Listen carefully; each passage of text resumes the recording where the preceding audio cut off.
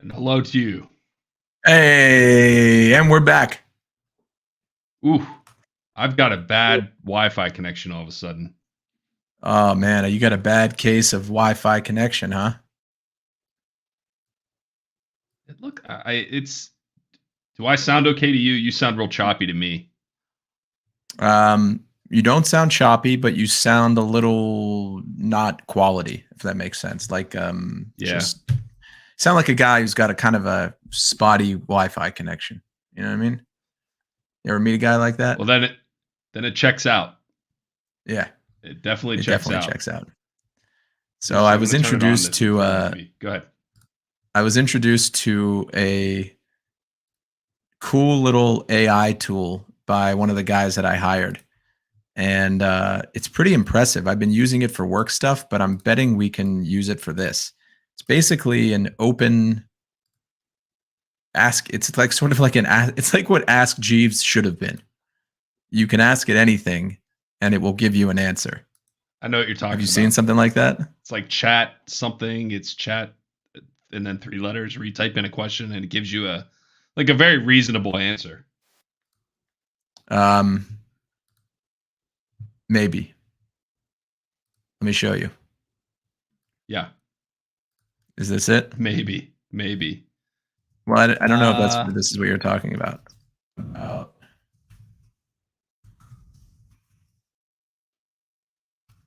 Write a rap about the Rich and Josh show. Yeah. No, this is what I'm talking about. Rich and Josh, they've got the show bringing you the best of the best, from animated films and TV shows to the latest in the news. It's the Rich and Josh show, where they share their views on the world and its goings on. It's the Rich and Josh show. Tune in and listen to their banter as they take on the world and its antics. From politics to entertainment, it's knowledge, it's fun, it's fantastic. I love the chorus. Yeah. So I was thinking we could do something like a joke about KOA campgrounds.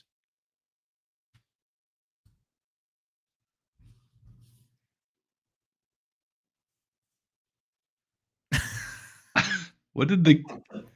Oh no, I'm co-astrated. KOA-strated. Yeah, I don't get it. I love it though. Yeah, it's good. All right, I know what you're talking. I was messing around with that today. Actually, the same one was same one. I was doing it on my phone. Dude, I'm using it for work stuff. Like, I have to put together an account strategy for one of the biggest consultancy services in the world, Tata Consultancy Services, TCS. They have 600,000 employees. So if I want to say, like, well, anyway, I'm not going to do it, but I can ask it, like, who are the top executives when it comes to collaboration software for TCS, and it will give me a list of it. Like, it's incredible. That would have taken me hours to do prior to this tool. So maybe not hours. So it's actually like it's actually correct. Minutes. So it's actually correct. Like, if you ask it questions like that, you got to keep it simple, right? If I were to say, who are the executives within TCS who focus on visual collaboration software, in 2021, then it might. But for the most part, if you keep it simple, the answers are good. You definitely have to fact check them, though. Okay.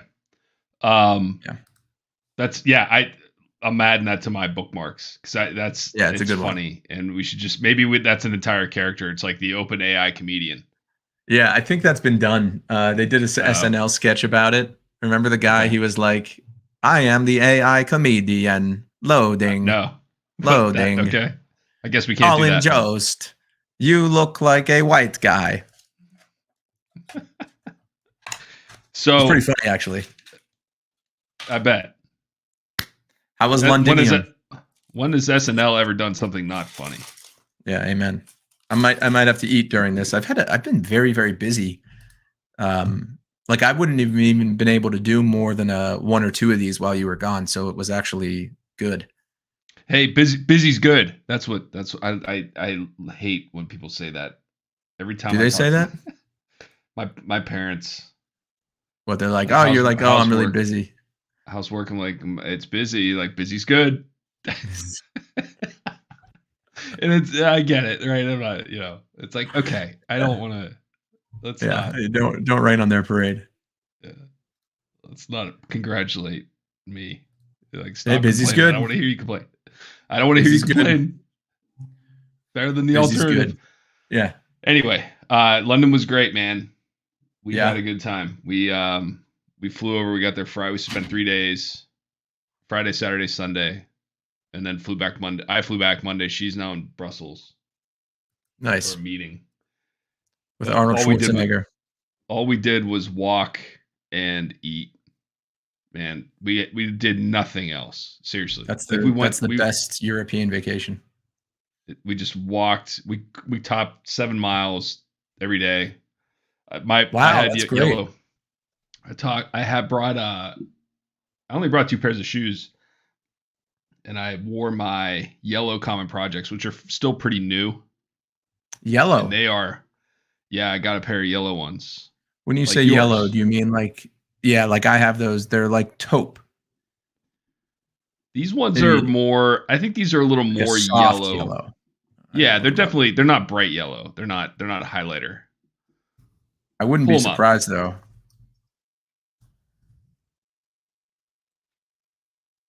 Yeah, I think these are the ones I have too. I think. Okay. Similar.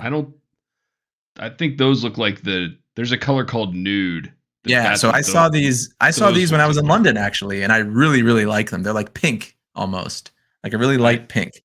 I ordered a pair and I tried to talk myself into it and I couldn't. Yeah. Are these the ones you're talking about? No. Okay. No, I don't see them on that screen anywhere. I don't remember the actual color.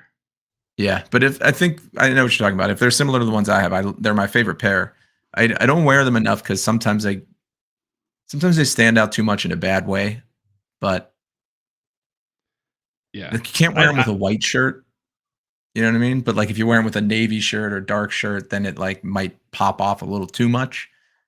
Yeah, I didn't consider my shirt at all. You just went for it. I like that. I just jumped right in. But anyway, they weren't broken in when I got there, but they're broken in now. Yeah, I bet. 7 miles a day. Yeah. And all we did, like I said, was eat and stuff. We did a little shopping, but it was insane. I've never been, and you and I have both been living in cities now for a while. I have never seen as busy a city as London. Yeah. 3 weeks before Christmas. It was insane, man. We couldn't walk on the sidewalk. Really? Like unless you wanted to walk at a snail's pace, you had to be in the road. We when we were there recently, we I think it was one of the first times we ran into that trouble as well. Like on a high street, which is I believe what they call like a street where all the shops are. Yep. It is, something would be a 15-minute walk turns into a half an hour walk because people are just. It's beautiful. Man, they had the lights were great. Like they had a ton of streets that had just lights strung over the middle of the street from one side of the street to the other, which is really it looked great. But then so you're walking and it's everyone's taking their time, right? No one's in a rush, which is I get that. But then you got people who just are either just stop. They're walking and then they for whatever reason they're either stop to take a selfie, right, with the lights. Or they just stop to look at their phones. Yeah. Or they're just standing in the middle of the sidewalk. It's like terrible etiquette. Whatever the reason, they're done for that moment. Hey, give me 1 sec. I gotta go grab my hot sauce. All right. Oh, of course. I can still hear you. So I wonder what he's eating with hot sauce.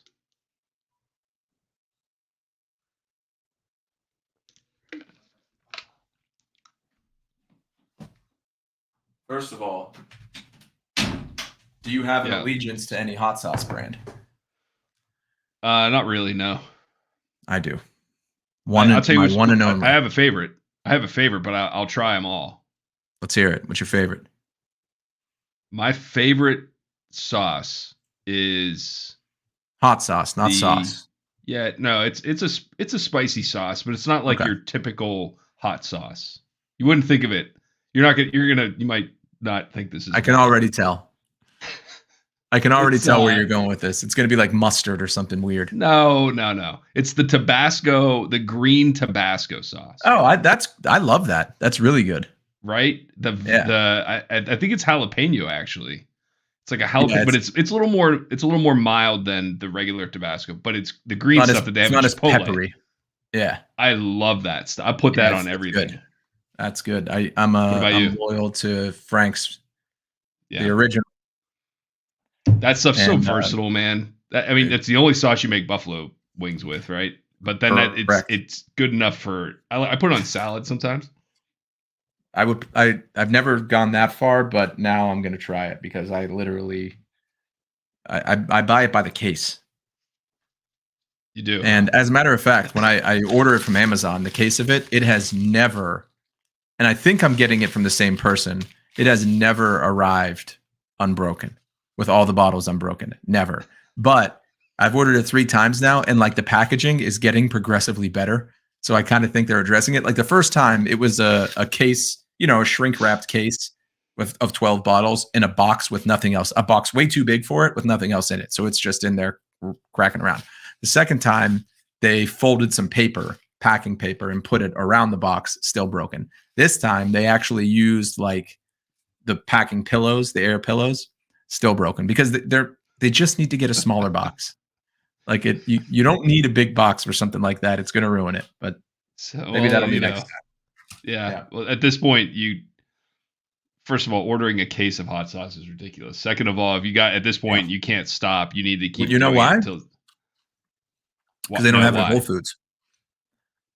I think they have Frank's at Whole Foods? No, they don't. They don't have a lot of brand stuff like that. You know which one they do have? Replica. They have, Frank's is pretty unique. I'll give you that. The one they do have, and I have yet to find it anywhere else. They have it at Whole Foods. Is Trappy's Red Devil sauce. That is. If you're in a pinch and you can't get Frank's, Trappy's will definitely get the job done. Oh yeah, it's not as much heat, but it's good. I love thinner. It. Yeah, it's definitely thinner. Those are my two. So the green one, the green Tabasco one, and Trappy's. Different viscosity. I don't love getting my mouth. I don't love like the sensation of my mouth being on fire. I'll do that. Like if someone's like, try this, it's really hot. Like even those one chip challenges, which I've never done, but I wouldn't not do it. But I don't want to, if I'm hungry, like I don't want to eat something that's painful. No. And I've seen maybe 2 of those chip challenges now where the person ends up going to the hospital. Like, yeah, not worth it. For what? I don't know. I'd try it. No, you wouldn't. If you would, we're going to do it on this. Okay. Maybe that's what maybe we do that. Maybe we both do that. I'm not going to do it. I can tell you already. That's like that is such a typical, we've both been to the hospital enough for one lifetime. I'm not going from eating a chip. Yeah. Yeah. Yeah. That's a good point. So anyway, back to London for a second, and I'm done giving the recap of the trip. But except for the things that I wrote down while I was there. Oh yeah, on the Miro board. So let's real quick. Roland Vaughn. Here's where I'm at. All right. I need to find. I was in the process of ordering a green screen, and then I realized all the stands for it. Why do we need a green screen? I think we need one, right? We need to have a picture of the pavilion or the stage or whatever, right? Yeah. Okay. I got you. Yeah. So instead of having to like dress a set or like throw together some standing in a place of your house that might look like now let's a campsite or your backyard or whatever. Better. Yeah. Okay. I like that. So I need a green screen, but the stands are all really wide, and I want one that's wide, and so I'm trying to figure out what kind of stand I can get because I only have 8 feet or so, duct tape, which is a lot of space, but I don't want to have have a stand take up 2 feet on either side of that. You know what I mean? On the outsides of the green screen. So I'm figuring that part out. So, but it's in my, I'm making progress on that. Can we duct tape it up? Traveling. No, I'm not doing that in here. I mean, the easy answer would be like hang like hooks from the ceiling, but this room's really nice. We just got it redone. Yeah. When we make our first $50,000 on this, maybe I'll justify it doing it. Dude, let's be honest. If we make $1,500, we're gonna go crazy and buy everything we want. We're just gonna end up buying everything we want. We're not gonna make any money, and we're still gonna buy everything. If we turn a profit on this, that'll be let alone 50 grand, right? Yeah, ain't gonna happen. Anyway, all right. So I'm there. I'm working on that, and then once we get that, I was thinking about it because I think the original plan was to like finish jokes, but I think once like one of these sessions is just gonna be me standing in front of this green screen, and we're just gonna start fucking filming, and then we'll just write them as they come. I'll give you acting notes. Yeah. I actually think we're ready for production right now. I do. I agree. So once I get that, which I'm again. Next week, she's gone again for a few days, so I've got all week to. I think we should use like 2 or 3 of these jokes for the first video. We're gonna right, but I want to film like a lot of it. Yeah, and then we can cut it up. You know what I mean? Yeah, we're gonna film a lot. Let's see what we get, and then we'll just to the absolute best. You got to think if this is someone's first interaction with us, then it's got to be a good one. I agree. We'll figure out the best ones and we'll go with it. Awesome. We also, one thing I could use your help on, and I've started doing it through the, created a playlist on YouTube of videos of like crowds laughing or cheering or whatever. And I've started doing that. If you are sitting around or whatever and you are bored, just start looking for stuff like that and saving it, and then we'll figure out a way to cut it up and put it in. I'll start tagging this. Red will be Josh.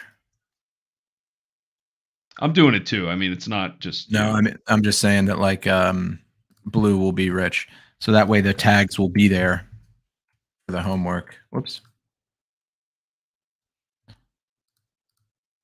Okay. And we can hold each other accountable.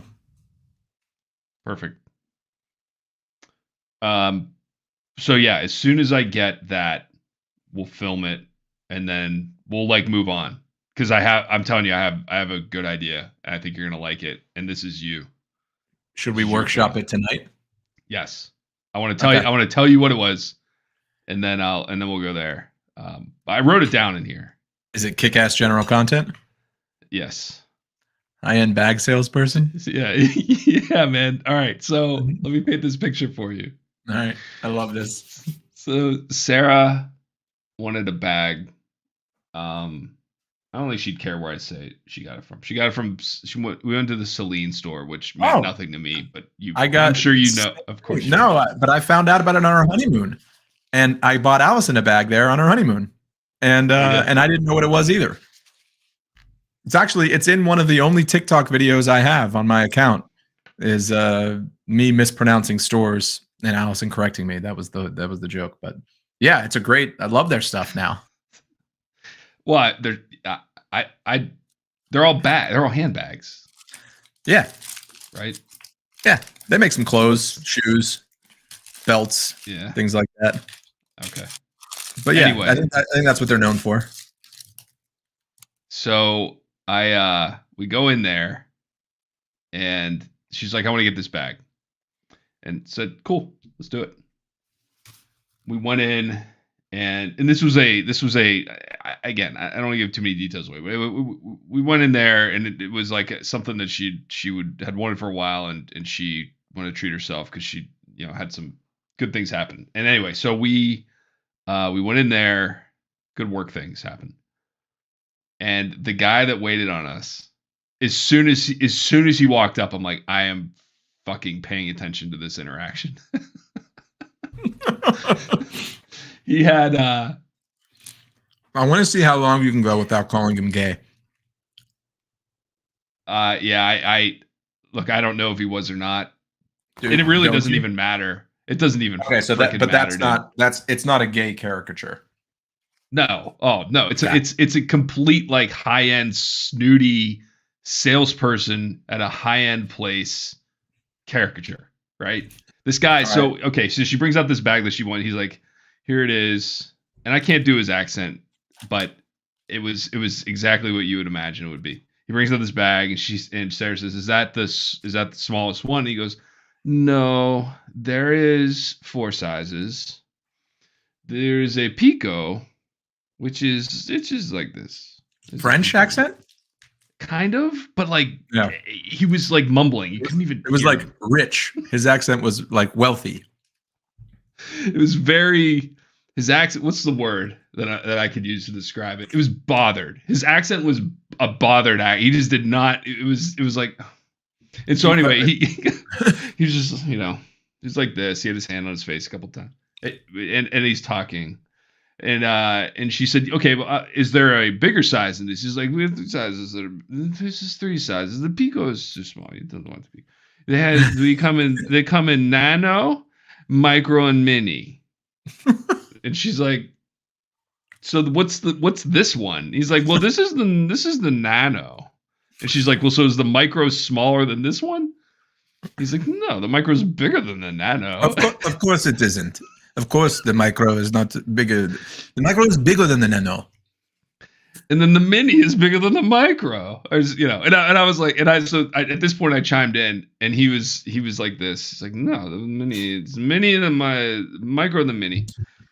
And was I said, he one of those "Man, I'll tell you what, he's like, it's always very confusing." I said, yeah, I bet you wish they called him small, medium, and large, right? And he looked at me, dude. He looked at me and he goes, mm-hmm. and then looked away. Like, that's not how dare you? You're a swine. What else do you need except for an upgrade from your unfortunate husband? Clearly, you do not make good people decisions. Let us hope you make good bag decisions. Was he one of those people that, like, whenever you ask them a question or say anything, their response is to kind of start with like why are you asking me this? But I guess I'll say an answer because I do know the answer. Like, what size is this? The size is printed right on there. It is nano. Was he like that? I need more visual. What if he was? Would I have gotten along with this guy? No, not anymore. Like, you would have found him entertaining, like I did. Yes, but you wouldn't like go out with him. Would I have gotten along with him for the transaction, or would I have been so annoyed and walked away? Like, how bad was he? You wouldn't have gotten annoyed because you would have been thinking like, this is funny, and I want to be here for this. But you wouldn't have walked away. Do upper class people love this guy or hate him? Yes, and he loves upper class people. He's the type of guy that you walk in, and he immediately judges you. Right? What are you wearing? Like, kind of that kind of thing. I can't get a beat like on a very bitchy thing. I can't believe you can't imagine like a high end. Go to Manhattan over the weekend. Walk into any Gucci or Versace or any of those bullshit stores and pretend like you're looking for something and just interact with somebody and you get it. I know those people. What I'm trying to land on is what you found particularly entertaining about this. All right. It was just all the obvious things. That was kind of it, though. There wasn't much. Okay. So I think that the obvious things are what's funny. Right? Yeah. There was definitely just like, and you're good at those mannerisms, right? You just did it. That was funny what you said about your unfortunate husband. That was the perfect line that this guy was thinking. So I got him. He didn't say it, but I think that we can just kind of like set that guy in some sort of situation and rate for that. Yeah, like, where is he going to be? Do we want to see him being uncomfortable or like in his element? Like maybe both. What if he's in charge of sorting out the animals on Noah's Ark?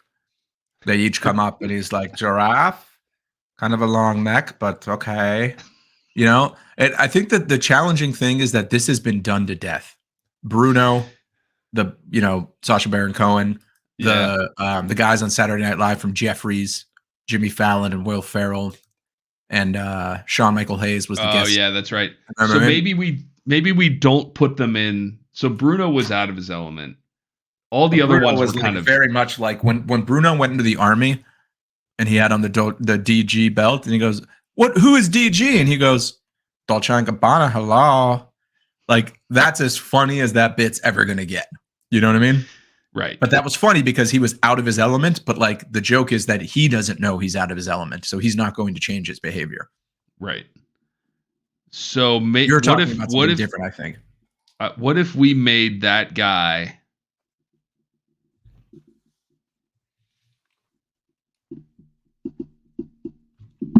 Like, what if that guy was a stand-up comedian, was trying to do stand-up, and he made jokes like that? Like what he finds funny, which is you, basically. Right. So mine comes and he asks, is the micro or the nano larger? Hello. Like, what's not, what don't you know? What don't you know? How more clear can I be? Have you ever seen a micro that's smaller than the nano? I think the funniest thing about that is that the sizes are called micro, nano, and mini. Right. Like, that's the most upscale, unnecessary sizing system in the world. Like, that should be the joke. Like, it's hilarious. So, like, that interaction that you just described to me doesn't need to be changed at all. I know. It was very good. He had like so he had a suit on, of course, and he was very... How old was he? Thin. Not as old as us, maybe 30, but in his mid-30s probably. Okay, so I had him as younger or older. He had a ton. No, he was younger. Very hip, like big wire frame glasses. Oh, okay. And he had like tattoos, like individual, like not like a flowing tattoo, but like a lot of small tattoos that didn't necessarily like have anything to do with one another. You know what I mean? Height and weight. And he had like, he was 5'7", 130 pounds. Okay, I got him. Yeah. I like it. I just think it's been done a lot. I agree. You're not right. by us, but what I think there. I think what's there is the interaction you had. Because I think at every high-end store, I feel like that with the salespeople. Yeah. Everywhere. You know what I mean? So what if we dropped a high-end store salesperson in a fucking Marshalls? Or a Safeway. And then people were like, "Hey, can you tell me where the Fruit Loops are? The cereal aisle?" Does he take it as seriously as he did working at Celine? Yeah, that's his only gear, man. It's the only gear he's got. Yeah. I mean, what about what's his upbringing, taking him out of his element? What does a guy like that do if he's born in Montgomery, Alabama? Like what is he doesn't go work at the Celine store for sure. No. He becomes a Catholic out of there. Priest. Yeah, exactly. And then it's 20 years later problem. What's that mean? Oh, that was a huge. I mean, listen, there were a lot of home. We're not going to get into this on this thing. Oh, the Catholic priest, you mean? Yeah. Catholic priest, probably. Yeah. Yeah, I understand. Yeah. We'll go ahead and move on. But yeah, I agree. It's definitely been done. You're right. But the interaction was funny. There's something it's been done because it's hilarious. Think about it. You know what I mean? If we don't do every idea that's already been done, we'll never do anything. You know what I mean? I don't know, man. I think there's no Roland Vaughn out there. I think that there's something in this that you haven't found the words for yet. But I think if I were there with you, we'd be rolling on this. Yeah. Does that make sense? I can just get the sense from you that you knew it was hilarious. Sit on it, sit with it, meditate on it, whatever you do. Think about it while you're sleeping. I'll dream about it for sure. You think you could do that? So there was. You think you could make a dream? No, a lot of people. I know people who have dreams that are relevant, like stuff that's happening in their lives. My dreams are never about anything. Really? Other than just insanely, very rarely. Like I'll dream about people, or people will be in my dreams sometimes. People you know. But it's never like I had a friend who just got married, and he was stressing out. He's having these stress-induced dreams about the wedding. That's not I would never have that. I've never had a dream where I've like dreamt about something that's actually happening. No current events in your dreams. They're insane. My dreams are abstract. It's just visions of insanity. Next time you remember, get on the whiteboard and start putting what your dreams are. Yeah, I will. Anything that you remember. Or like have a notepad next to your bed, because I'm fascinated by this. It's fascinating because it makes sense to me that that's how you are. Because you are not someone to overreact to what's happening in the moment. I think it's one of your best attributes. So maybe you're just not obsessing about current events like some do, including myself. Dude, you know what? I remembered having this dream, and I wrote it down.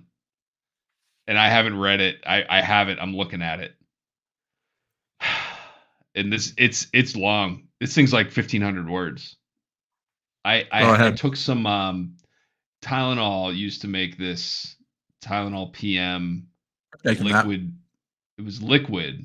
And it was the flavor was called golden vanilla. Oh my god! And I took some one night. This is in 2006. And I took some. That sounds awesome. I had the most insane dream. I'm not going to read it. Give me the Cliff Notes. I'll send it to you. I bet I probably did send this to you. Cliff Notes. Here are the Cliff Notes. Here's what I remember about the dream. I just remember John Madden being in the dream. And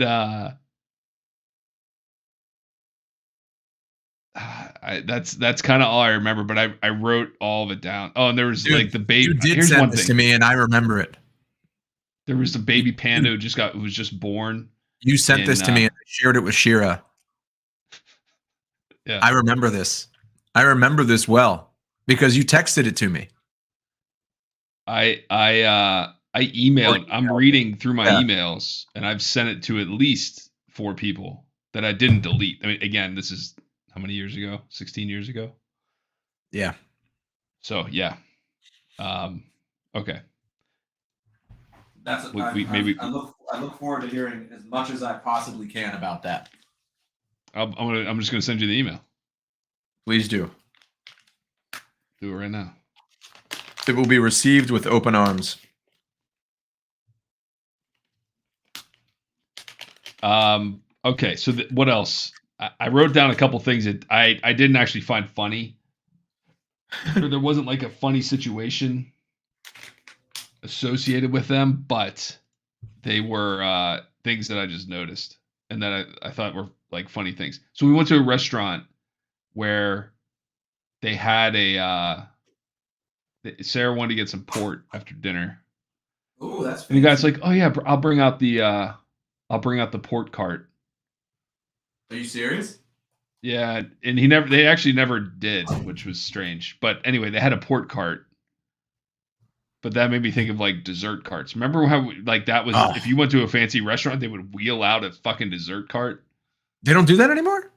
I don't know. I don't think so. I can't remember the last time I feel like that was that was like a steakhouse move, right? That's a very Western Pennsylvania, at least maybe, No, I haven't seen it since I moved Midwest. to DC. It's white a Midwest tablecloth.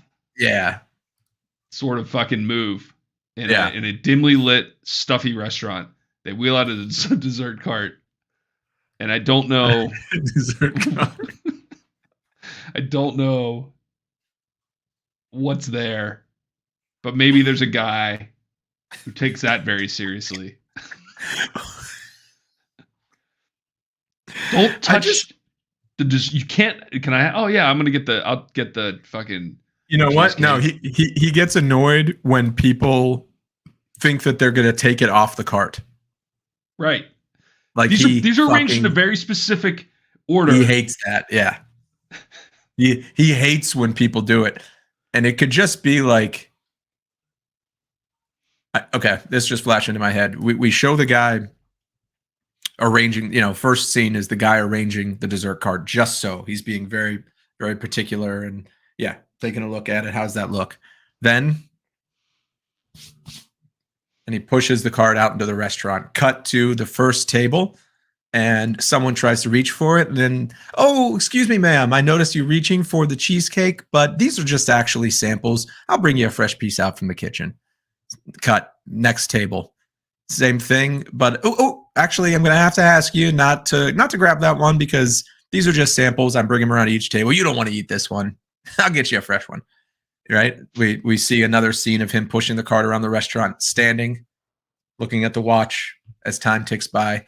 Another table, and someone reaches for it, and this time he slaps their hand away, but like immediately recoils because he doesn't want to have just slapped them, but he couldn't help himself, right? And then he just shares some eye contact with the person who did it. It's escalating. I'll get you a fresh piece from the kitchen, right? So it's building, right? Right.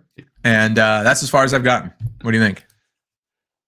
I think there's also a way that you can, I think that's like that's funny. It's just funny. That's the base interaction, right? And then you can build off of that where like maybe he's standing in the corner and he's like got an eye on every table. He's like, they're getting close. These people just sat down. They haven't even gotten their drinks yet. I'm not worried about them for at least 30 minutes. Like these people clean their plates. I don't know if they're going to have room. Right. I need to focus up where his opportunities are going to be. Where am I going?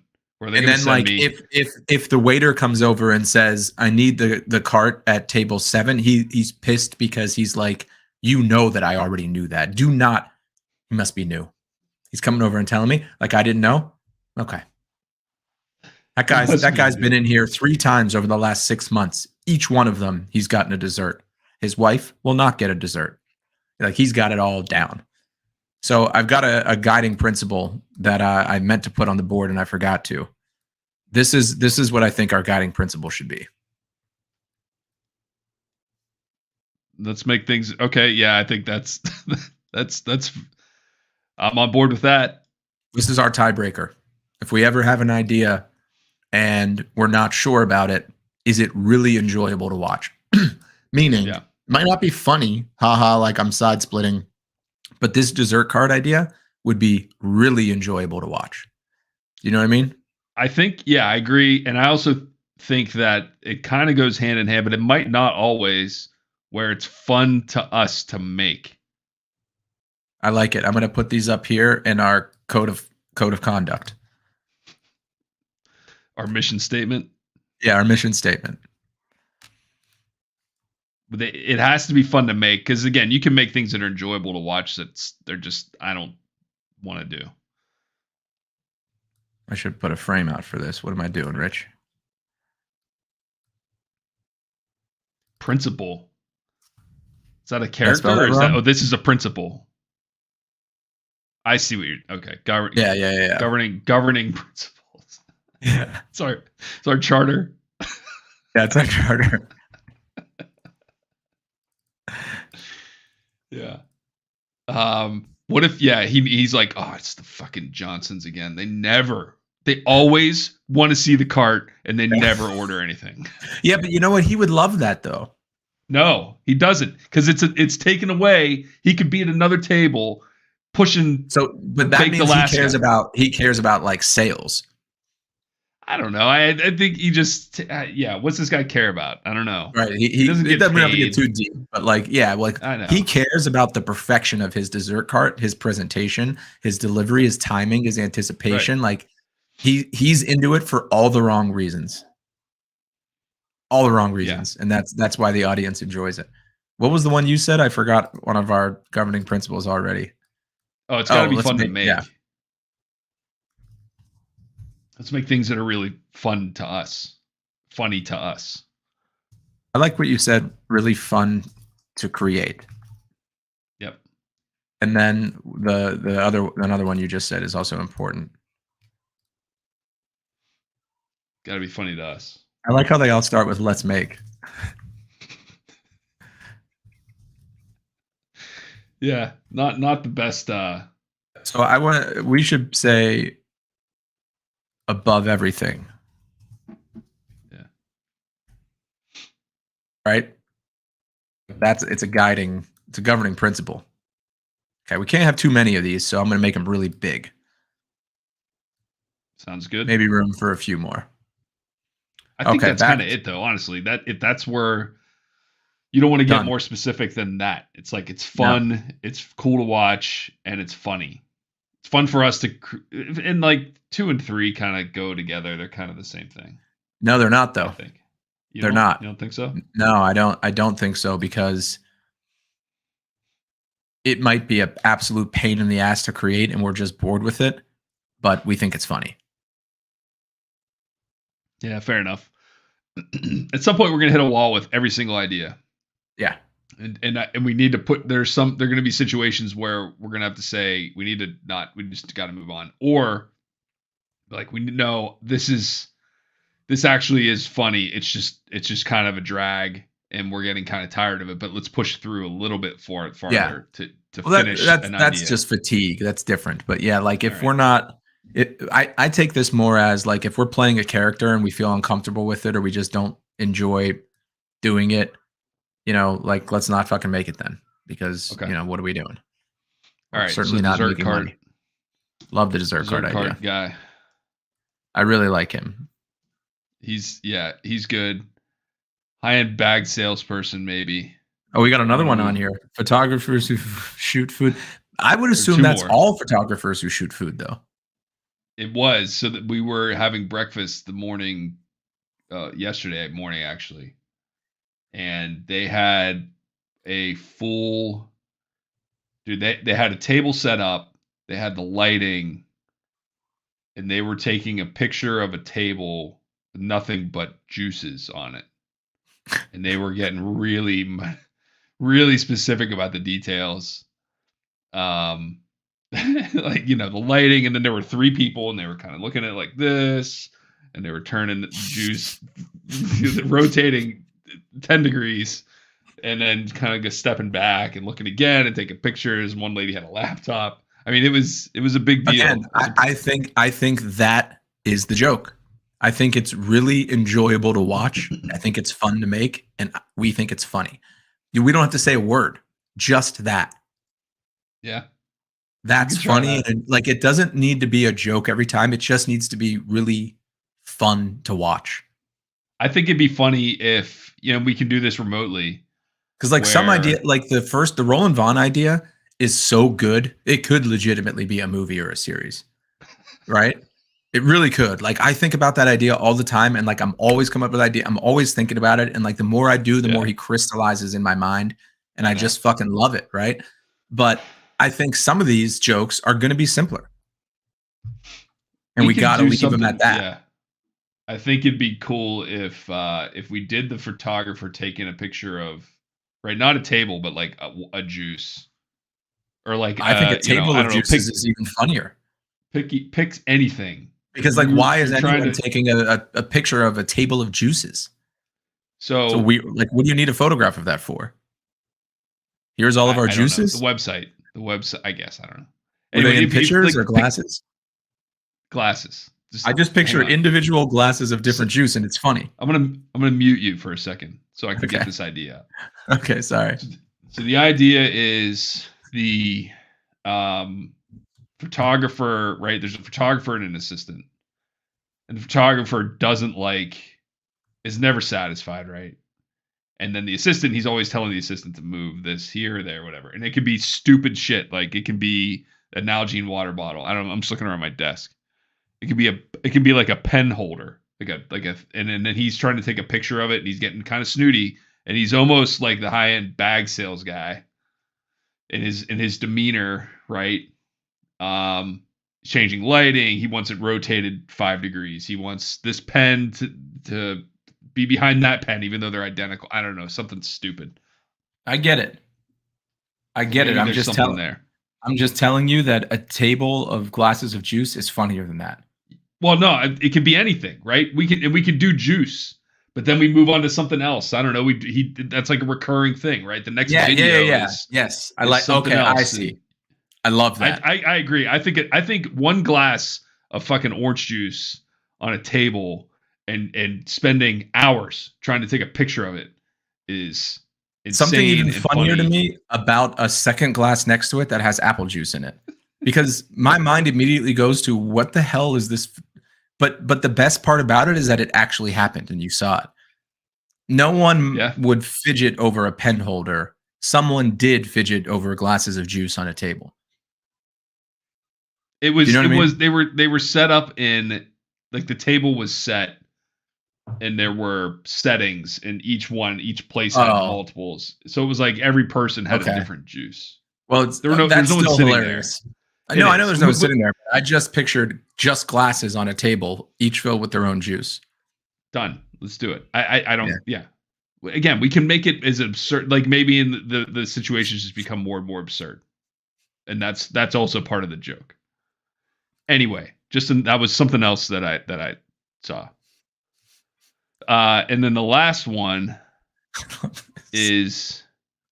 It's just so funny. I heard the commercial. It's JES is the name of the company.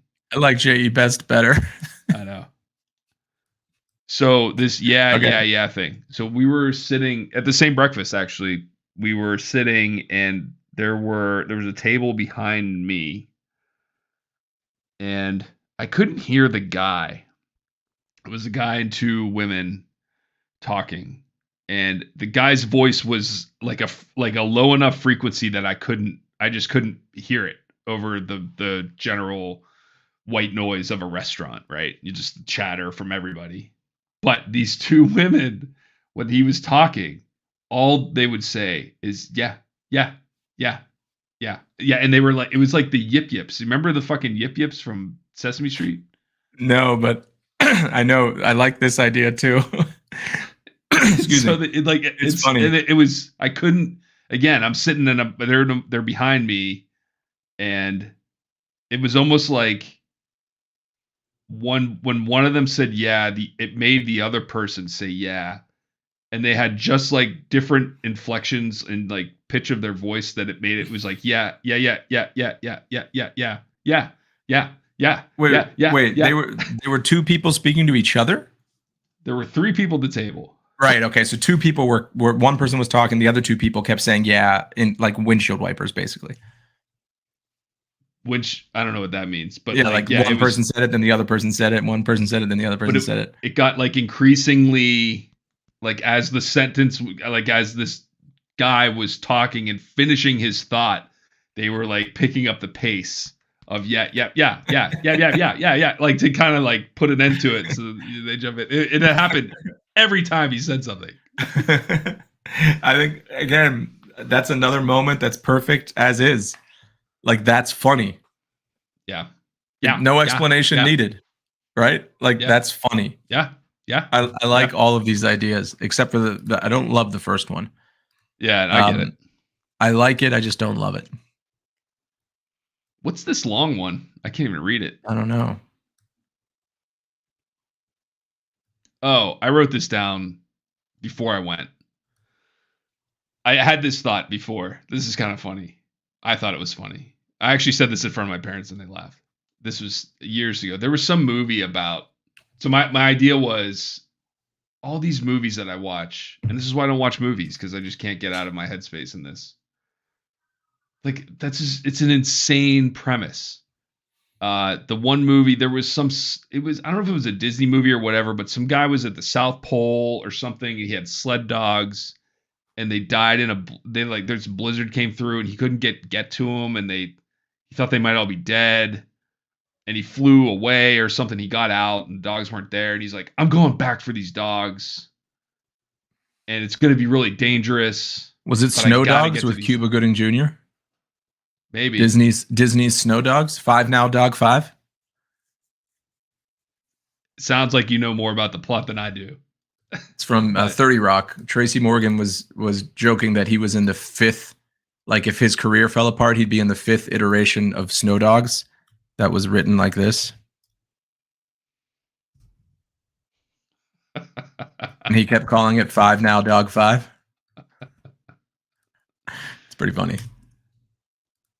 So, and the whole movie is this guy going back to look for these dogs. And my thought was, and he's like some big researcher, right? He's like, I'll just get new dogs. And so the first opening scene was, because everyone's like, they're dead. They have to be dead. They were in a blizzard. In the South Pole, they're dead. There's nothing to eat. It was a completely illogical decision to make to get these dogs, is what I'm understanding. Correct.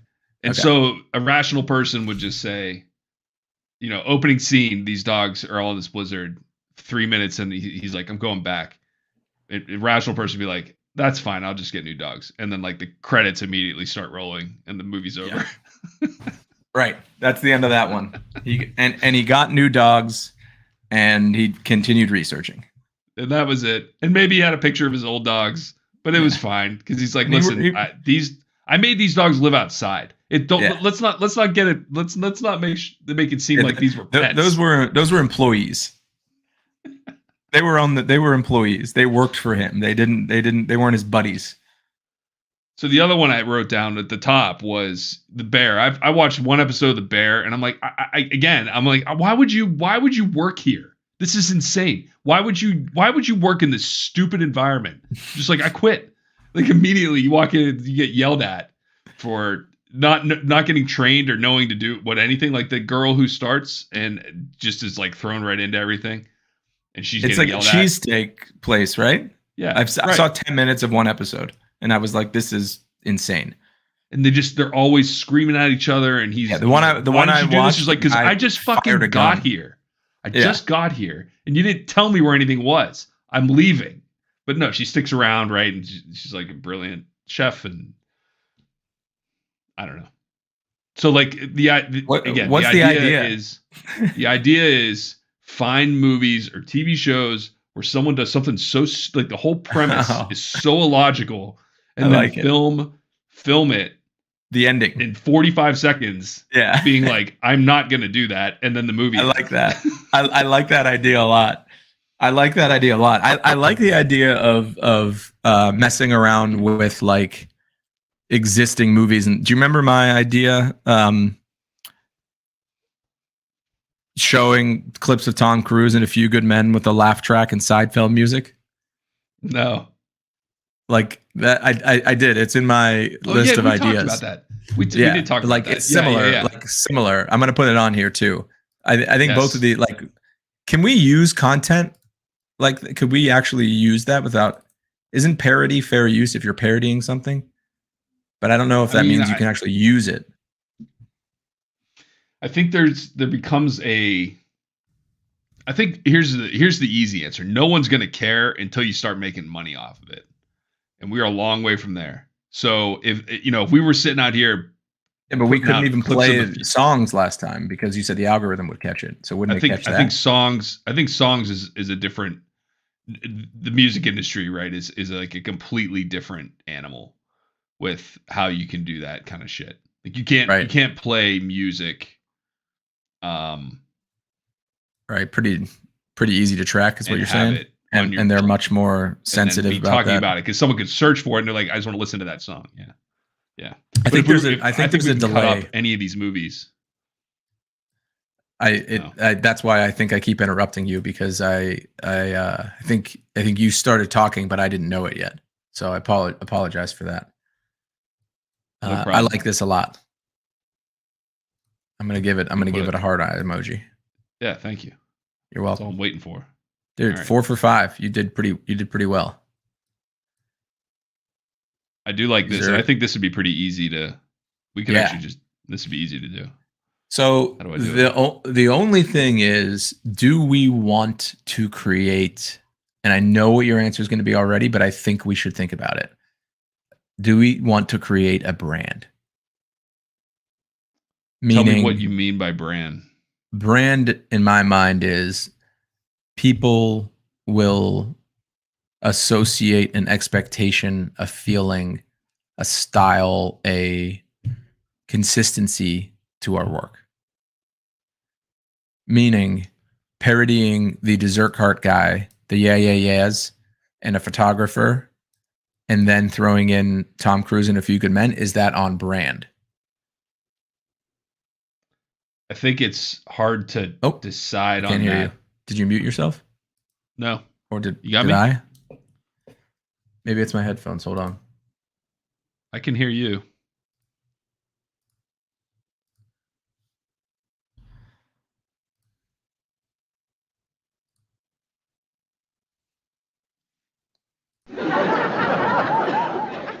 Say something.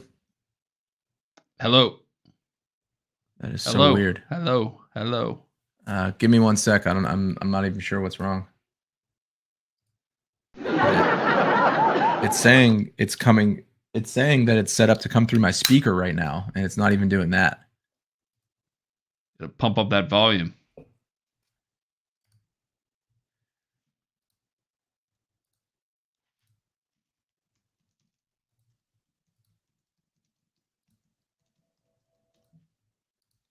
Yeah, are you sure it's not you?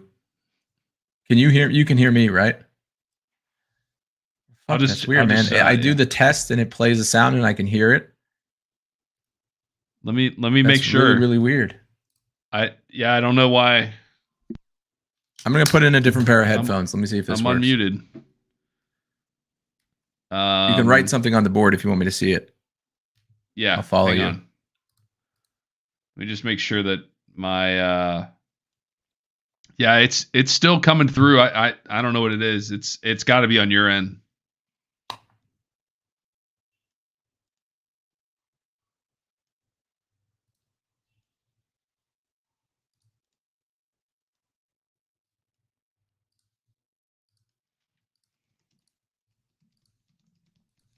My mic is working. I can see it coming through on the settings.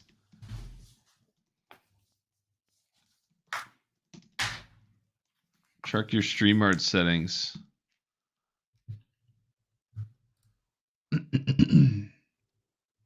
Oh, I didn't. Yeah, I'm not muted. No, I'm not muted. I'm going to leave and come back. Okay. Okay.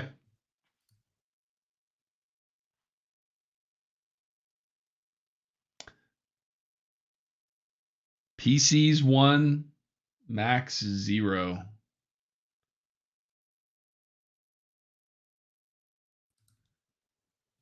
Yes. Okay, I can hear you. That's weird.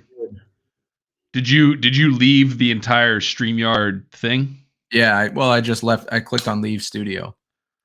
So do you see the settings button at the bottom of the screen for StreamYard? Yeah. And you can click on that and you can mess around.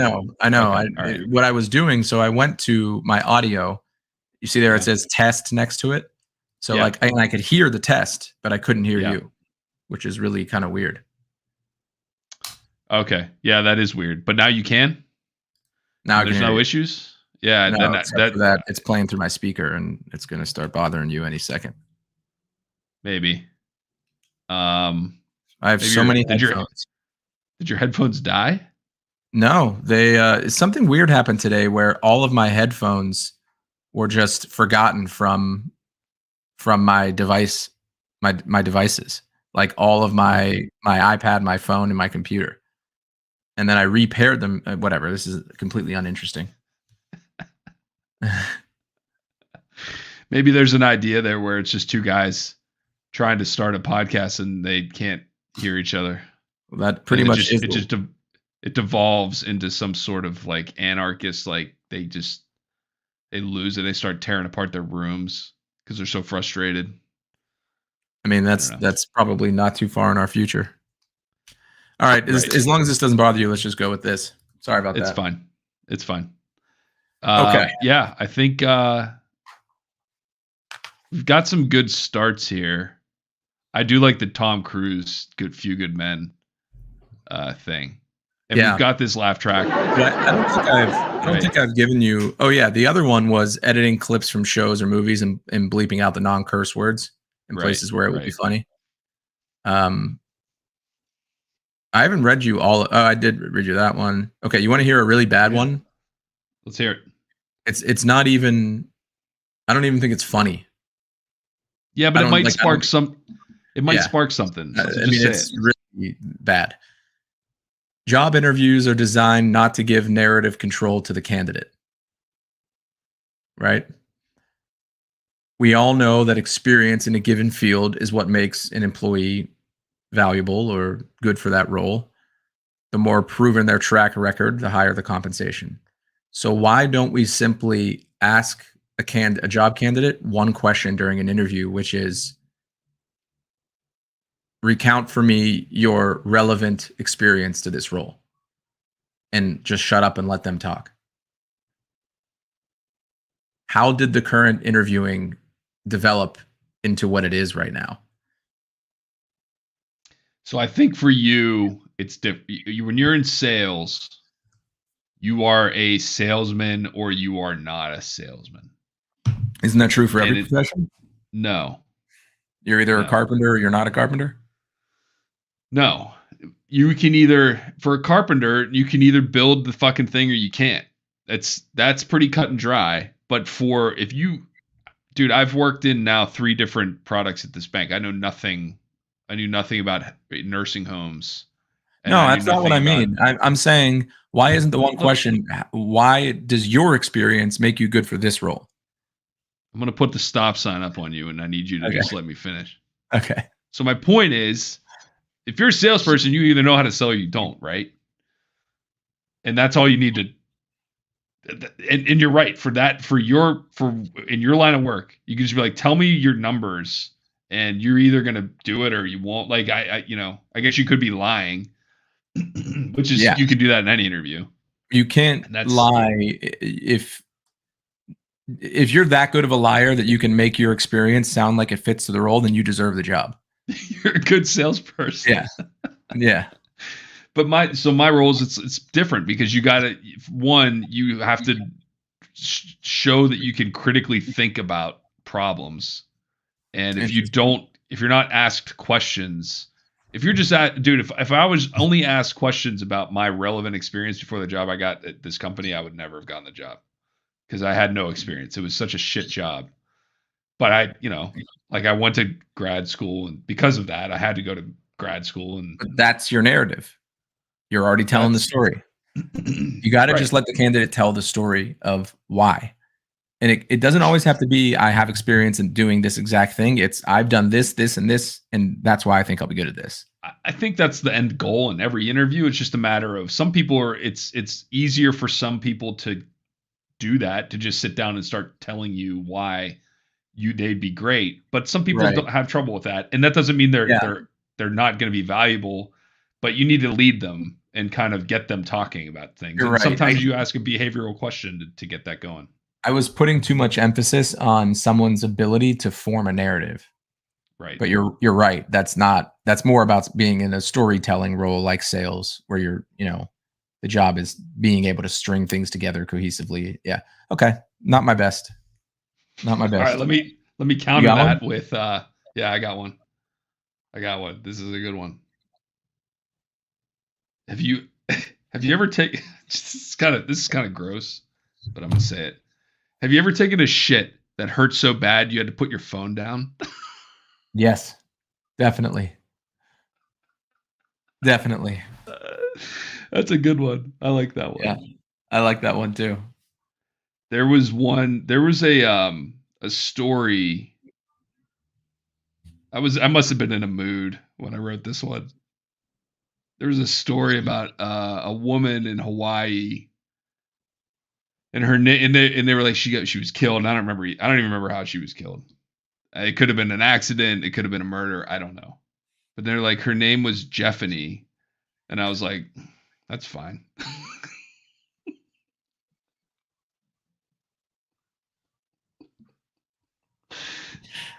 I know. One less Jeopardy to worry about. Yeah, like, okay. There's bigger issues in the world than Jeopardy. Jeopardy? Okay. Yeah. Yep. I was sick. And I wrote, I only want prescription drugs that were found in dead celebrities' toxicology reports.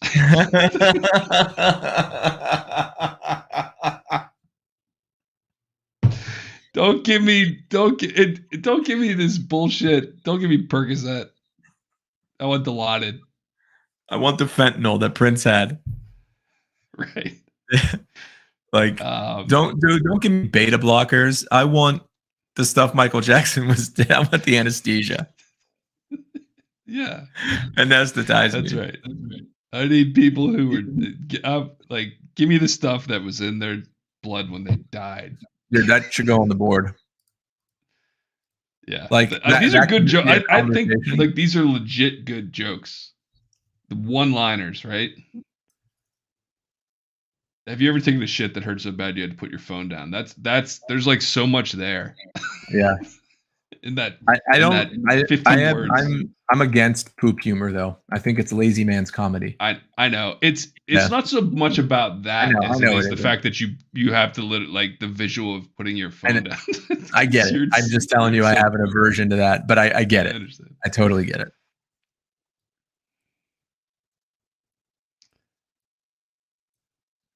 There was something Liam Neeson said something. I have to do a little research on this one before I say it. Okay. Because I don't want to mess it up. There were two guys. Oh, this is funny. I do hear the echo now. Not the echo, but the delay. Yeah. I'll try to. We'll just be very deliberate about starting and stopping. So I was sitting at the airport flying back from somewhere, and I was waiting for the flight, and there were these two guys who I think were going on a trip. They were like they were going on like a bachelor party trip, but they weren't friends with one another. You know what I mean? Like they were like one was a high school friend of the bachelor, and another one was a college friend of the bachelor, right? And they didn't know each other, but they knew that they were going on the same trip. They're going to the same place. And they were trying to find things to talk about and like just over trying. And they settled on, they were talking about kiteboarding and neither of them kiteboarded, but they were talking about kiteboarding for minutes. And then it kind of stopped. And one guy's like, so do you speak any other languages or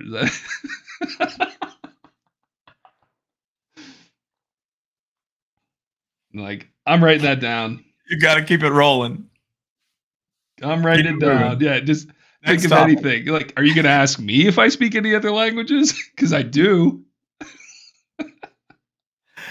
It would be even fun. It would also be funny if he was like, so what do you speak? Like Spanish and French?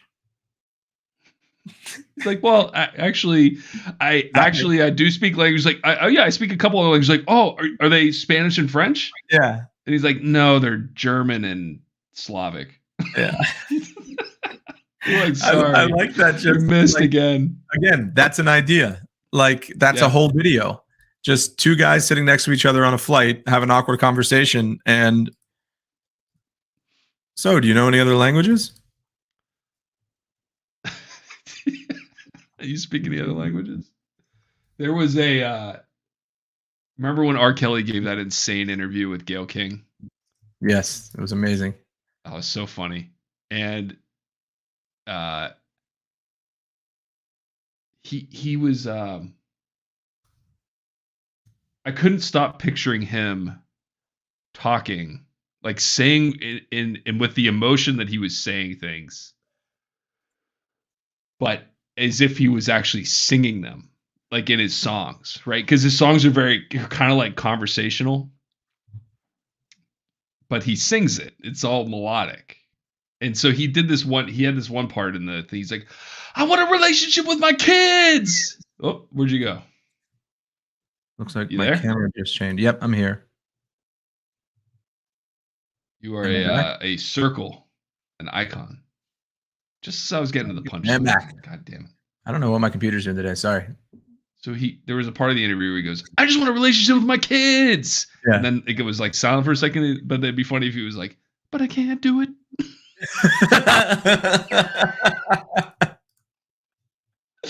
R. Kelly's been done by a ton of people, right? But listen, we're not going down the road of impersonating R. Kelly. But that was funny to me. I'm just rolling through this whole list. I'm sorry. If you want to take a turn, feel free. I think I'm let me peruse it, but I think I'm out. Yeah, the other one, something about a man who makes odd and atypical facial movements when he speaks. Like the way he moves his mouth is completely different than everyone else when he says a certain word. Almost like a ventriloquist, or like he's on delay. Like if he was like, thanks, thanks, but he said it normal. Like if someone said like, thanks, I don't know. I think it would be funny. Subtle, like watching a movie when the picture and sound have a slight delay, but it's hard to tell. So it takes you like 10 full minutes to determine that there's a delay. And then I wrote again, it's subtle. I'm thinking the bit works as a news story, like a special interest piece they do with Dave Crawley out in KD country. I wrote that myself. thinking that was a thought that needed to be preserved. You gotta write them down, man. You'll find the more you write them down, the more you'll find that they're funny. 5'10" guys are hilarious. They're tall enough to look down on short guys, but they still envy anyone over 6 feet tall. They kind of look 6 feet tall with the right shoes from the right angle, but then it's a letdown when they have to tell you that they're 5'10". They're happy. It's all about, yeah. Because what you're really saying when you say you're 5'10" is I'm not 5'8". Right. I think there might be something there, the 5'10" guy. 5'10" guy is I am the 5'10" guy. So I know him. I know him intimately. I think you would play the 5'10" guy. I think I could play him. I think it was a role I was born to play. That's the movie. The 5'10" guy. The 5'10" guy. I'm putting it on a sticky just because we're laughing about it. The 5'10" guy. Dude, can we briefly revisit Roland? Yeah.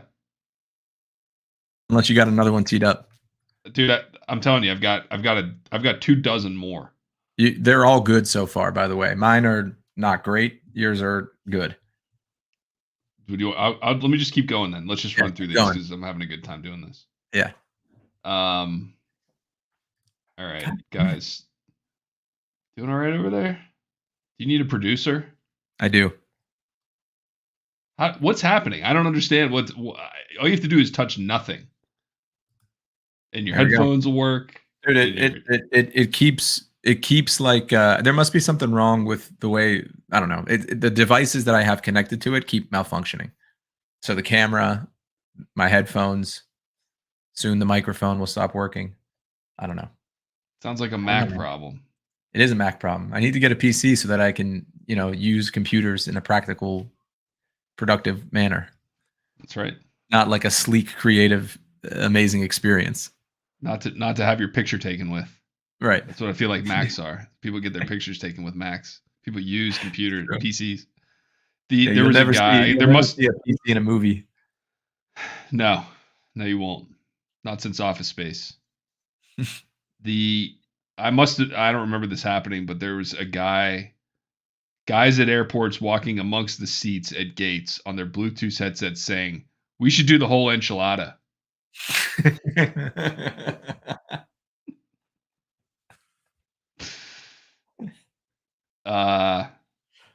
The whole Megillah. Yeah.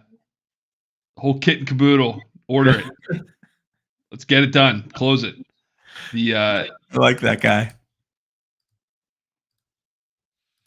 There was a guy. Okay, so this was the thing. We were walking home from dinner one night, and a guy. I don't know if he was homeless, but he was. We were walking back to our house. He's like, "Hey, I got deodorant. You guys want to buy some deodorant?" There's a CVS right next to our store, and he went in there and just ripped all the a handful of deodorant, right?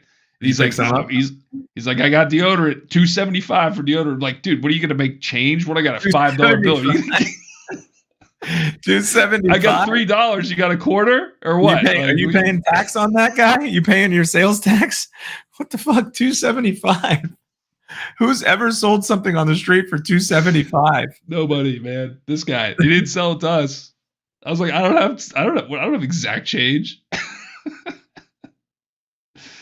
$2.75.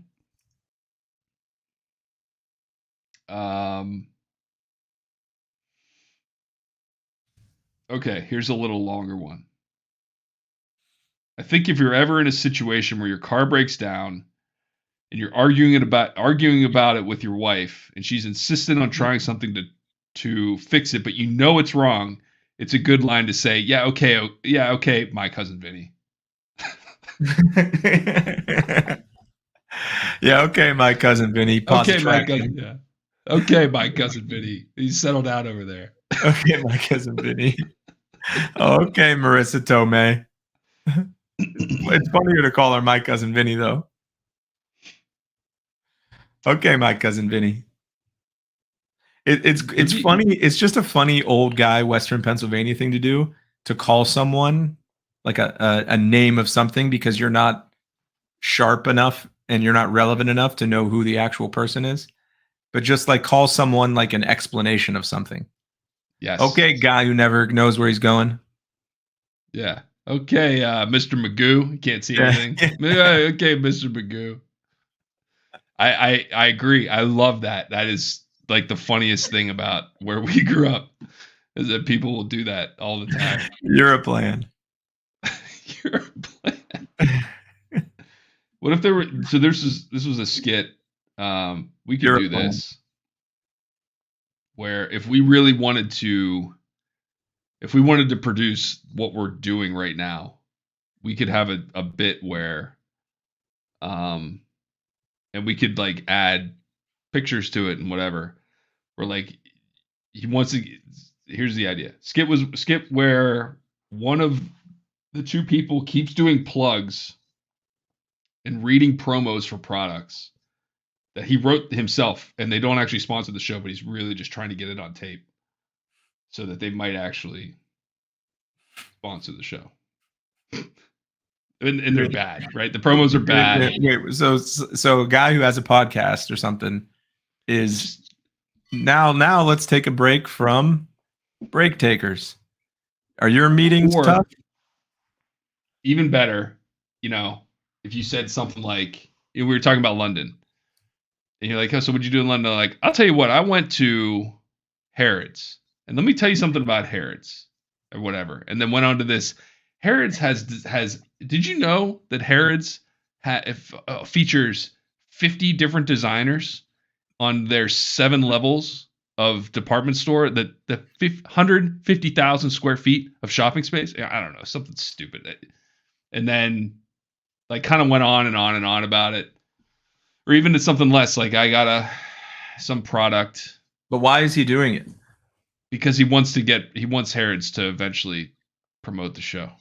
So he's giving Harrods a free commercial, showing him how professional he is and how well he can read that ad for them. He's plugging. Right. Not their most popular talking points, but like because he wanted to be original, he thought of all new talking points that maybe aren't as interesting as the ones he should be sharing. Yeah. I don't love it. I like it, but I don't love it. It's hey, dude, I read you one that was about job interviews, so I'm not criticizing. No, I know you're not.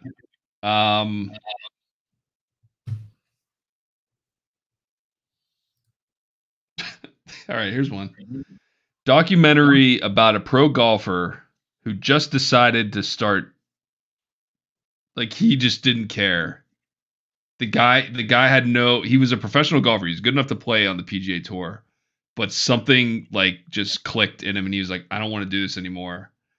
So I'm just going to fucking start like flinging my clubs into the crowd and like kicking the ball around, like literally kicking it. It's just not. He's like not playing golf, but he refuses to leave because like he shows up. He's gonna finish.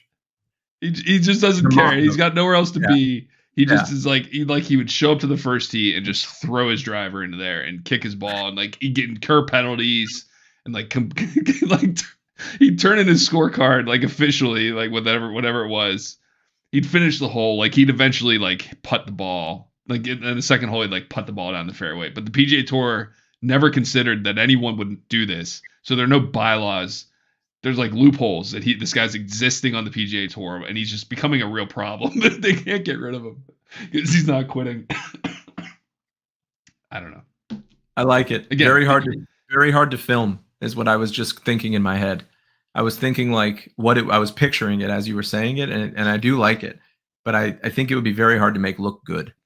Yeah, no, we can't. We in our current situation cannot make that. Yeah, but once we get those production budgets up, buddy, we'll be getting Tiger. Oh my God! Speaking of Tiger Woods, have you ever seen his DUI stop video? Yes.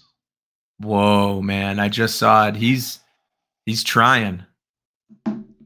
He was trying when the guy told him to put his hands on his side and he couldn't. And then the guy explained the alphabet thing like 3 times and he goes, okay, start. And he goes, start what? Reading the alphabet, but no, don't sing it in a song. And he goes, okay, wait, what are we doing? And then he just started walking because he thought they were asking him to walk the line and he kind of waddled like a penguin. I mean, he was fucked up. Yeah. He's lucky he didn't kill himself or someone else. Well, I think he was driving, right? He was, yeah, of course he was. I mean, that's why he got the DUI. You don't get a DUI when you're in the backseat of an Uber. When did he get the DUI? Was that before or after his wife chased him with the golf club and the Ambien train? After. How long after? That was 5 years ago, maybe. Really? Not too long ago. Dude, you cannot keep that guy down. So, right. So that happened. The DUI happened in Florida. And can we watch it? Should we watch it? It's pretty depressing, actually. I love watching those kinds of things. But here's the other thing about Tiger.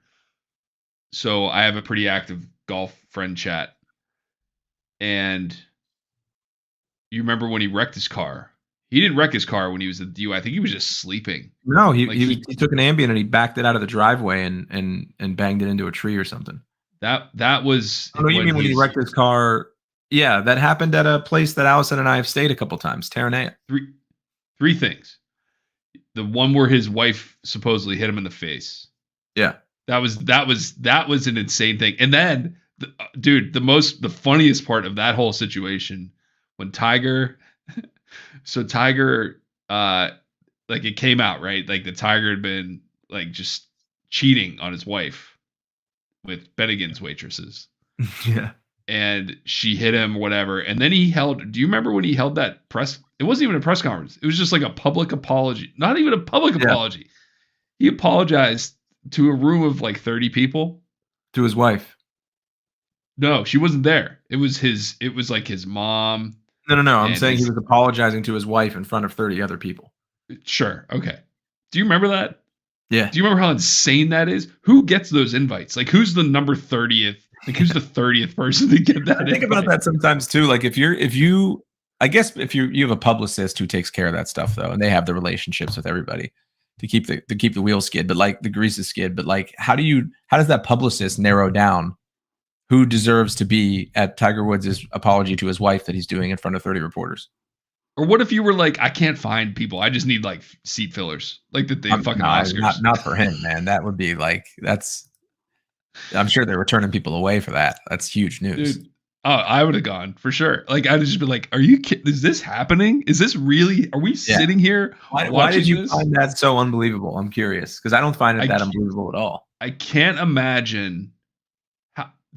He's one of the biggest celebrities in the world.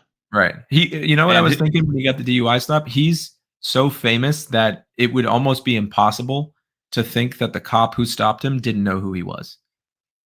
Even if he was in some like small ass town on a vacation in some backwater, they would still know who he was. Sure. He's that level of famous. Yes. In almost any country in the world. Yeah, exactly. That's what I mean. Tiger in the whole world. Yeah. And so he did this, and I guess they were sitting around like, listen, Tiger, we don't need you to release you can release a press statement. You can release something in writing. But I don't know whose idea was it, like, what if, stay with me, what if we set you up there behind a podium and have you read a rambling 20-minute apology about, with leaving out like all the specifics that people have questions about. Of course, we won't get into any of that. And to a group of 30 or so people, maybe no questions, and then you leave. What do you think? And then we'll put it on. It'll be carried live on every fucking major network when it happens. Yeah, because there's no natural forum for that, I think is what you're saying. That's what you're tapping your finger on. And they did it at like 3. I remember watching it at work. I watched it at work on like CNN.com at like 3 p.m. It just didn't make any sense. That had never been done before. And I don't think it will never happen again. I don't think that's true at all. I think it's happened a lot more times than you're remembering. Just not to someone you cared about. Maybe. There's definitely been people. Terrell Owens did it in his driveway doing sit-ups. Different. There's no chance. Different. You're right. But like several reporters still showed up. Reporters? There were no reporters at this thing. It was family and friends. Oh, that's what I'm missing. Oh! I didn't realize. We can watch this. Yeah. Okay. Yeah. I didn't know that. Because there were cameras there, weren't there? Oh yeah. We're watching this. There were reporters then. I'm pulling it up. How did they film it? There were just. Let me just do this. Yeah. I'm so curious.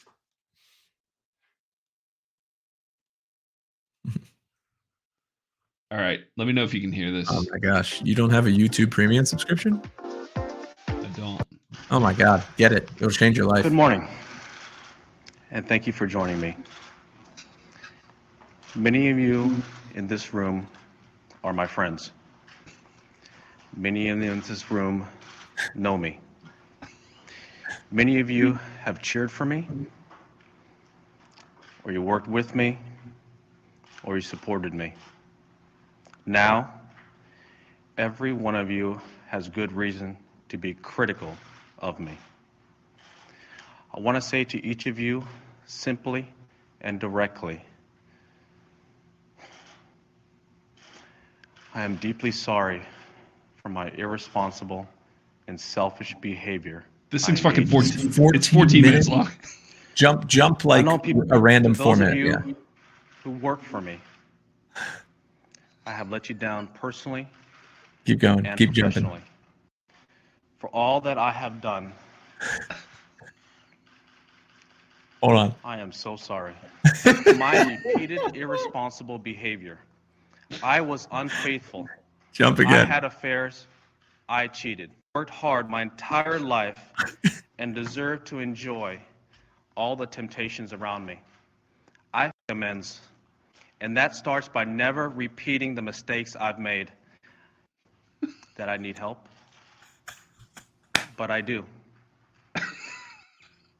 Every one of these questions and answers is a matter between Elon and me. Daughter to school and report the school's location. They staked out my wife and they pursued my mom. Now he's a victim. Whatever my wrongdoings. Part of following this path, for me, is Buddhism. Like, who's this guy? My mother taught me at a young age. Or like this guy. How does this guy get the seat? People probably don't realize it. Who are any of those people except for his mom? Buddhist, that's his mom. Practice my faith. That's what I mean. Who are the rest of them? Until I drifted away from it and seek support from my peers in therapy. His mom absolutely made him say that thing about Buddhism. There are many people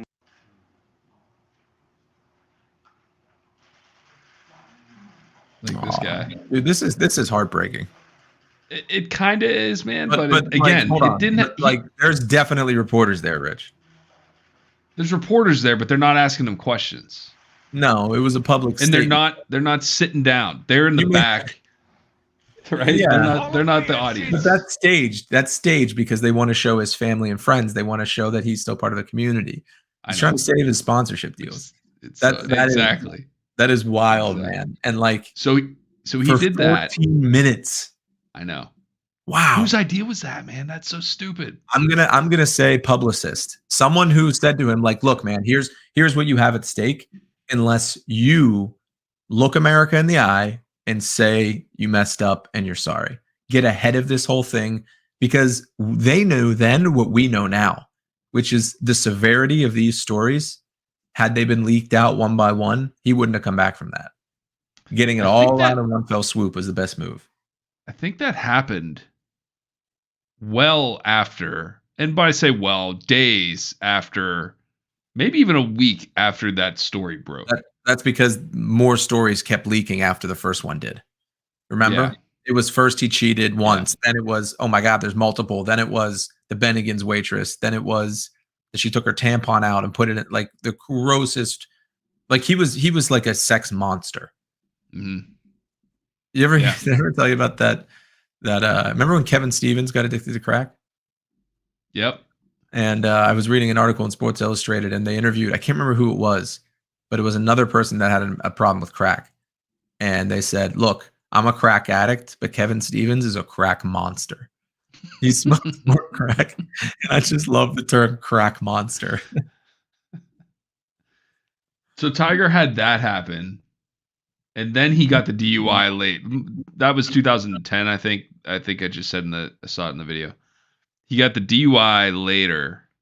Yeah. And then just 2 years ago, he was at the Genesis Invitational, which is he like hosts that tournament. It's in February every year at Riviera Golf Club. It's outside of Los Angeles, or in Los Angeles.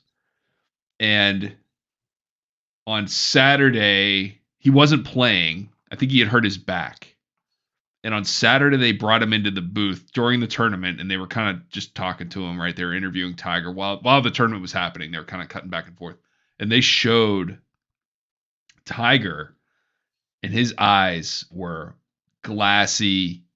He looked puffy. When was this? This was the day before he wrecked his car.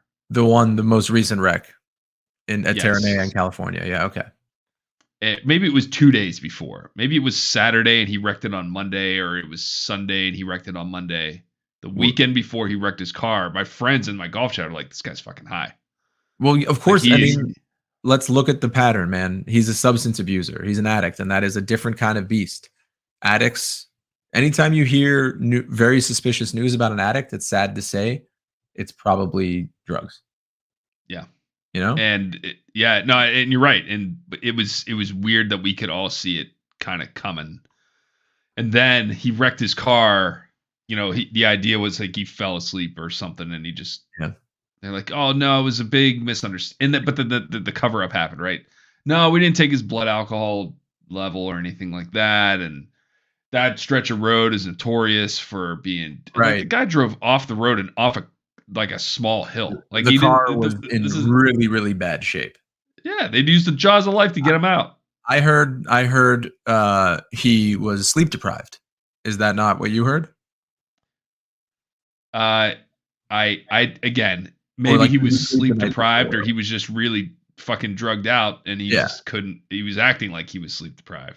Yeah. No, well, I'm saying that was another excuse that I heard. So it's interesting. We've heard a number of them, but again, what's more interesting is what if it was, and we knew that. What does anything change? No, I mean I don't. So then why lie? Oh, for him it changed. For me and you, it doesn't change. For me, it doesn't change. I don't know about you. I meant for him. You said it for me and you, does it change? If for him everything changes, right? Of course, if he's abusing drugs, that's it. Like everyone. We already knew he abused drugs. No, but if they would have said he almost killed himself, and we took this report, and he kept telling everyone he's clean and he's getting help, and he's done all this. Right. If he lied about it, he's lying. okay, well then Tiger's off the PGA Tour. Like he's never gonna play golf again. Yeah, because they've gotten rid of people for that anyway. But like, so if they didn't get rid of him for the DUI video, why would they get rid of him for that? Because he's fucking Tiger Woods. But at some point, everyone strikes out. You're right. It's final straw. If he was the guy flinging clubs into the gallery, they probably would have used that to kick him out. It's like the reverse Tin Cup movie where the guy just instead of like a down on his luck, like qualified for the biggest major in the country, he had qualified for it already because he's such a good golfer, and he just got tired of it, and he just decided to make a mockery of the entire thing and ruin it for everyone. Yeah, I like that. I like the motivation there. I like what's powering that guy. That's right. All right, brother. Anyway, that's all my ideas. We've been at this for an hour and a half. Do you want to talk about Roland Vaughn quickly? Yeah, we can talk about Roland Vaughn quickly. Absolutely. Well, what do you want to? Let's. The floor is yours. No floor needed. I think I put some more catchphrases in here. Oh, you did, yeah. Y'all want some more jokes. I mean, that's a good one. It is. I think I also put God loves a camper and KOA is A-OK. But I kind of see him going like KOA is A-OK, and that like gets everyone real ramped up, you know? How is that not their actual slogan, or hasn't been at some point in their history of the company? It should be. You're right. Or y'all like he tells a joke and it's killing, and while everyone is laughing their asses off, y'all want some more jokes, and it makes everyone laugh even more. Y'all want some more jokes? Y'all want some more jokes? And everyone's, he said s'more. He said s'more. Yeah. Now explain man alive to me. Oh, what did I write? I wrote a man, like you would say like "Jeez Louise," right? Like Pittsburgh dad always says, "Man alive." Jeez Louise, like man alive. Man alive. Man, it's like an exasperation, saying man alive. I'll tell you what, that kind of thing. I think I put this Roland suddenly talk shit on the other KOA acts. I think we talked about that one together. I'm not as good as the magician who prances in here every Thursday. Like he hates that magician. He's never going to admit it. Wouldn't even say it to his closest friends, but he hates him. Right. Roland's top 10 list of why you choose KOA campgrounds, but written by the marketing team, and he's got to read it word for word. And some of it, again, KOA be like, number 7. KOA donated $3 million to some charity that he's never heard of. No one, it has nothing to do with the campground. It's just a corporate fact. Yeah, like every 3 or 4 of them is a corporate fact. Right. I like that. Yeah, I'd like it too. It's good. I love this, dude. I'm so excited to make this.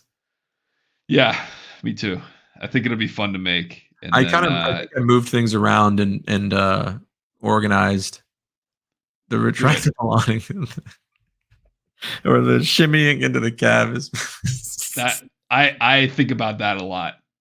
We got it. That's going to take us like 20 minutes. And at first she didn't laugh, and then when I explained, I was like, and while I'm doing this, we pan to the crowd and the crowd's going crazy, and back up stage, and he's still, and then she was like, oh, okay, she got it. She was laughing. That's going to be the frustrating part of Roland Vaughn's KOA adventures, is editing it in a way that, like, getting the ideas that we have in our head onto the screen through our hands. Like we can sit in front of a camera and mess around. Yeah. But like actually to do this to make it work, that's going to take some time. I think that the editing might end up being, or the writing might end up being the most fun and the easiest part for us, because it's what comes most naturally and it's easy to communicate. And we have Miro, which is this great tool. I mean, we're going to use this for the whole production process too. This thing is going to save our life. Yeah. Maybe at some point, once we start cranking videos out, we can create a section of this Miro board where it's like, where is everything? Like what needs to be done to get project A to the next step, project B to the next step, and just have those kind of like a flow chart almost, status chart. I don't know what you would call it, but to get like, okay, Gantt chart. Roland Vaughn, we filmed Roland Vaughn. We have video number 1. Project A video 1 is ready to post. Project A video 2 still needs to be edited. Project A video 3 needs to be filmed, or what? I don't know. You know what I mean? We'll have to have like something. Agile development. We'll have scrums. We'll do a Kanban board and a RACI chart and a Gantt chart. I don't know what any of those are, but that sounds like good. Project management stuff. Oh, I wasn't sharing this. We weren't sharing the screen, so no one can see it. But anyway, okay, it's fine. All right. So the next step for Roland Vaughn is again get the green screen here, and I found a wig that I think looks funny. Well, and I think that's do you want to split up some of the production stuff? Like, you want me to source other than the crowd laughing? Like, what else do we need? I mean, a KOA. I can look for a campground background too. And I guess I've never done this before, but I would assume I just search for green screen images, green screen stock images. I don't even think I don't think they need to be, right?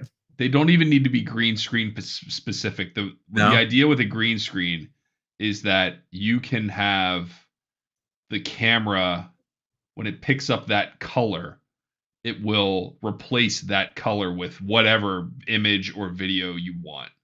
And so it's just, if it's a picture of any image can go up there. And then how do we mess with the perspective of it so that you're either a little farther from it or a little closer to it? That comes so that you're not standing like you look like you're standing right next to a tree. You're standing with perspective. It's not going to look perfect. I mean, it's going to, I think part of the charm of these videos is it's going to be clear that it's a green screen. We're not actually at the KOA. Okay, whatever. We're getting too deep into it, but okay. So I'll look for settings. Is there anything else I can look for, or any other production stuff? Can we make a quick frame to just write down what we need? Yeah, here for this, like production frame or something, and that like Roland Vaughn production frame. I did have this video. I'm sharing my screen now, so you can share. Yeah. You said make a frame for production stuff. Yeah, just so we can, like you said, divvy it up. I'm gonna put it right here. I'd move it closer to like the Roland Vaughn stuff, or at least call it like Roland Vaughn. Well, I want to make it separate so that it's production. Okay. All right. And then I'll do this.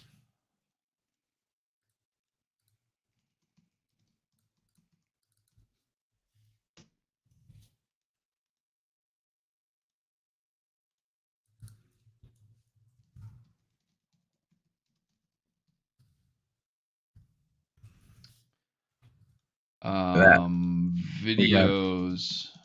Now we got all kinds of labels and shit. Laughing. So I'll grab these. I've got two of these already made. Videos. I did find some videos that are pretty funny. They're like Wendy Williams studio audience videos. Again, they're not going to be. Yeah, I liked your idea for the Oscars too. Like, just trust me to find the funniest people laughing that I can find. I kind of want them to be the people that would laugh at a campground, because I think making them like celebrities at the Oscars would be too corny. Like, I want it to look a little bit authentic, but I also don't want it to look too authentic. You know what I mean? So I do have one really funny video. I'll show it to you. Let me see it. Yeah, I want to see that more than I want to see anything.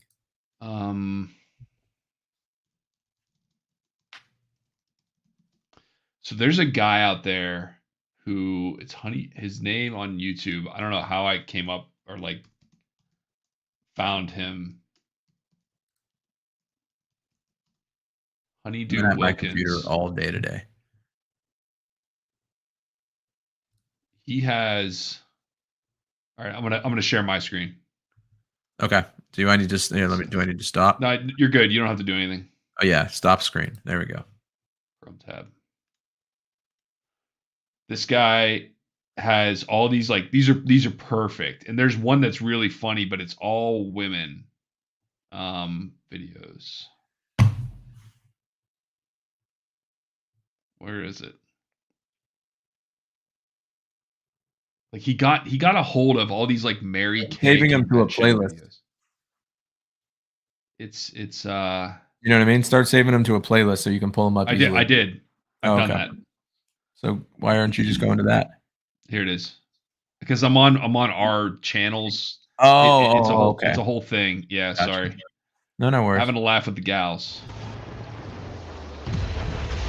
You got to get YouTube. Like we're definitely going to use a lot of these. Yeah, do it. Yes. Yes. Yes. So we cut out all the jokes. It's just crowd reactions, one after another in this video. Dude, I love this. I love this. This is so good. But it's all women, so you need like. I don't know. But that's perfect, right? Like that's great. I think it's funny if it's all women. Like making women laugh is so much better than making men laugh. So this is what I'm envisioning. There's got to be other videos like this out there. We can do. I'm sure there's a billion of them, dude. A billion of them. And we might even be able to find. I just like the look of the setting here. I like the look of the seating. I like how many people there are. I like the way they're dressed. I like this. You know, we may be able to find some old, like 1980s Gallagher shows, rest in peace, where they have crowd shots, right?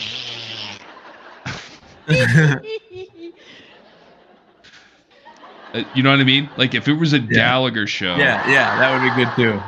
With that was good. Did you see that? No, go back. Did you see that? No, I didn't.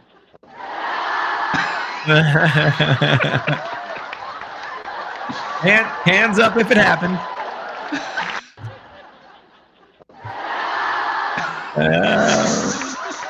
Everyone wave goodbye to Roland. That's it. All right, so we need more of those. And this now just got me thinking about it. Like I'm gonna go through and just find out like Gallagher shows or some other corny ass 80s stand-up comedian. Yeah, do film that. A special. Do that. Andrew Dice Clay. Down.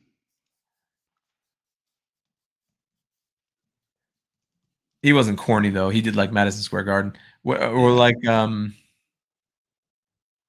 Sinbad. Yes.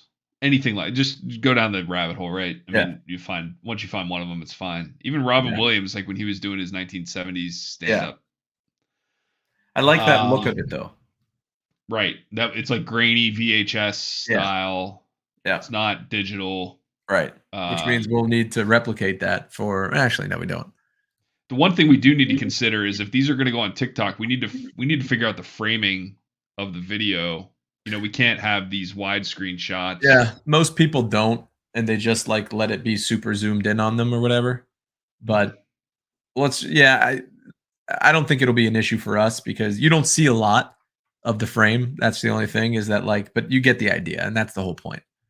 Okay. You know? Cool. Yeah. All right, and then I gotta get the wig, and I think that's it. I think that's all we need. Like, let's. Dude. If we mess around with it, then I'm good with fine. that. We absolutely need something else. I've been sitting at this computer since 9 a.m. I'm running out of steam. Yeah, tell me about it. I'm still on Greenwich Mean Time. Are you on GMT? I'm on GMT. All right. Yeah. Good progress today.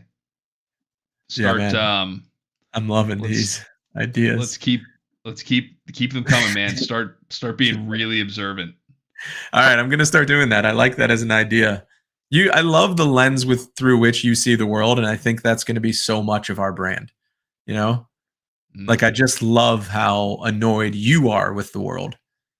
I don't see the world that way. I see it in a different way, but I think when we combine our perspectives, it becomes really funny. You know what I mean? There you go. Yeah. That's it. All right, dude. All of these situations I think is hilarious, but I just like seeing it through your eyes. Yeah. We'll bring it to the masses soon enough. Yeah. So when's filming date? Well, let me order this stuff, and I'm gonna check it out. If I can order it, we need a date on the calendar. We need a goal. So I think it'll be next week. Tonight. You got to find It's like a an week actual date. a week from tonight, and I think we can still do. Let's meet up again. Yeah, Maybe, no, I'm absolutely fine. We can have as many sessions as we want before we film. We just need to put a date on the calendar, or we'll never do it. Yeah, you're right. So let's do Tuesday night next week. Okay, Tuesday. I think that's the 12th. The 13th. The 13th. I'm sorry. Yeah, I thought today was Wednesday. What did you just say? I'm sorry. What date? The 13th. 13th. 13th. Okay, yeah. So that will be then. I will order everything that I can by tomorrow. I'll make the decision on the green screen tomorrow. And I think that's all we'll need. I do have to figure out. I have a microphone from Bad Domes days because I'm not going to be using this one if I'm standing in front of a screen. But I think I have one that I can use. So I'll double check that tomorrow as well. If not, that's an easy. You could use AirPods. The microphone on those is pretty good. Fucking Roland Vaughn doesn't use AirPods. Yeah. He uses I have a microphone, like an actual. I'm sorry. I thought you were talking about film. Yeah, I forgot we're doing a stand-up comedian. Perfect. Yeah, that's awesome. Love it. Love it. Perfect. I think I really would like it to have a fuzzy top, though. I mean, I think I can order one of those things to just throw on there. It's like, you think Roland would have a fuzzy top or no? Maybe he wouldn't. He's outdoors. Dude, fuzzy tops are so cheap. I'll just get one. Okay. Get one for 75 cents. It makes me happy. Okay. All right. A week from today, we film. Yeah, we'll see if you think of other things. Like, let's continue to think about other stuff as well, so that we're not just stopping with this. So if that makes sense to reconvene, we can do that. Yeah, man. I will never have a shortage of ideas as long as I live. Neither will you. Truth to that. Truth. Okay. Truth serum. All right. Peace. Later, bud.